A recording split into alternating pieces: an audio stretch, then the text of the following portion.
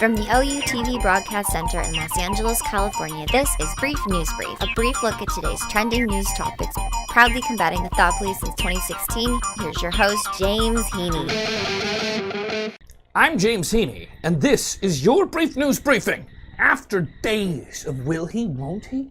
Won't he, will he, won't he, won't he? Will you, won't you join the dance? Will he, won't he? Today, Trump finally, begrudgingly signed the Russian sanction bill off camera, which is weird. He usually likes to be on camera doing everything, but he signed it off camera. This bill that the Congress put on his desk.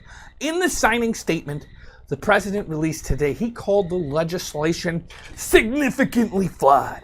In its haste to pass the legislation, the Congress included a number of clearly unconstitutional provisions. But in a second statement released by the president, he proclaims that he should have unilateral control over all foreign affairs, and Congress be damned, okay? This bill, of course, punishes Russia for meddling in the U.S. election by expanding sanctions. Basically, Trump signed this bill because it was going to go through either way, and it would have been too embarrassing to see him veto it. The Trump administration, okay, now this one's crazy.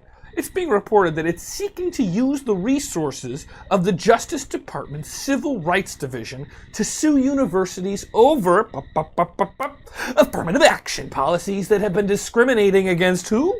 White people.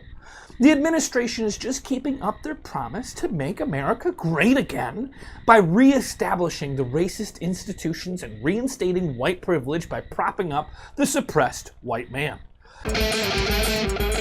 The administration today publicly came out in support of a new bill in Congress that will put new limits on legal immigration into the U.S. by cutting in half the number of green cards that are issued yearly, okay? From 1 million to half of that. I don't know the math.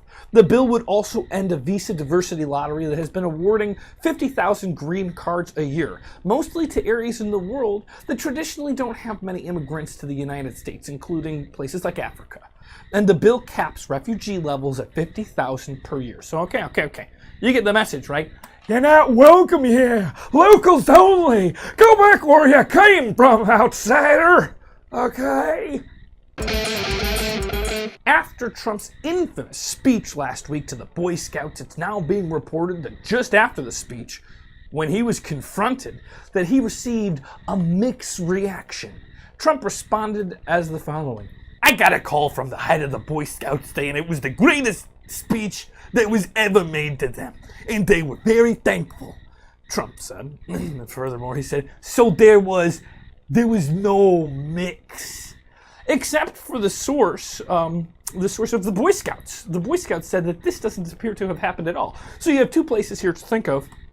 On one hand, we have Trump, who's the president of the United States. There's a certain amount of trust that comes with that position, and the Boy Scouts.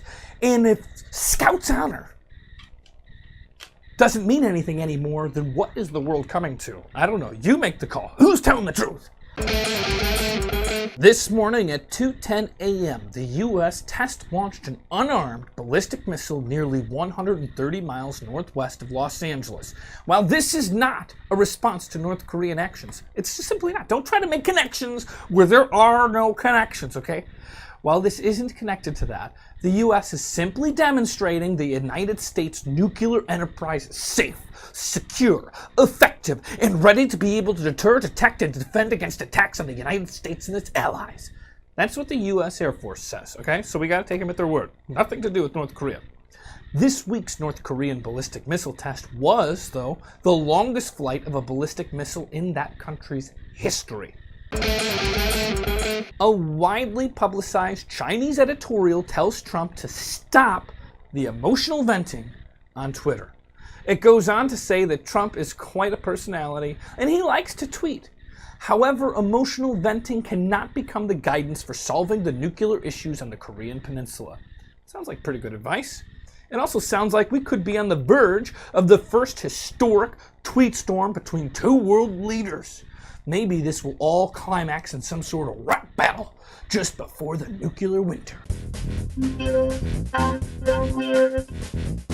The mayor of Talkeetna, Alaska, passed peacefully during a power nap.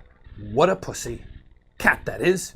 Mayor Stubbs, a tough tabby touted for his rough tongue and untroubled temperament, ruled the town of 900.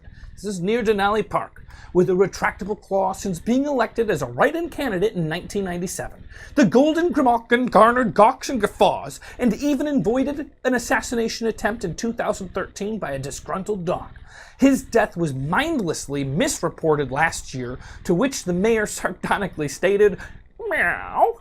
There are no plans for a special election. You can't replace perfection.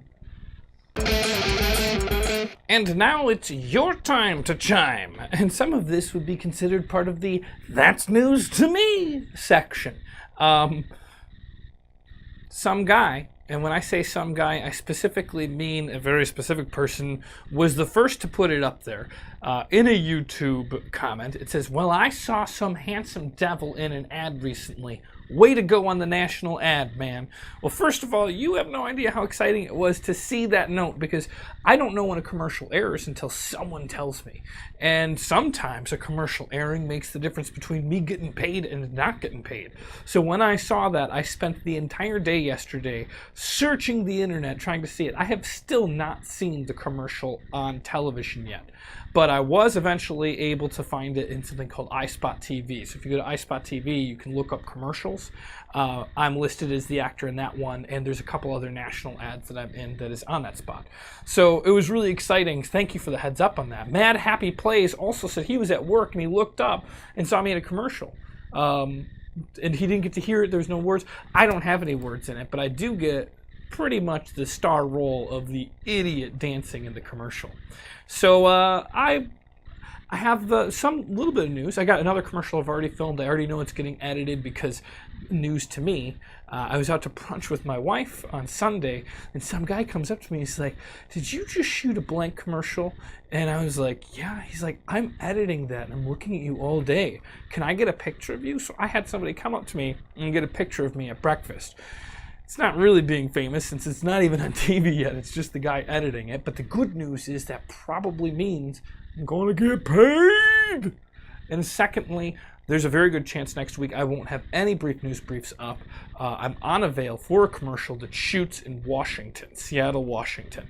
And if that's the case, I'm going to be gone for the entirety of the week. So I look forward to the next time I can give you your brief news briefing. Will you, won't you join the dance?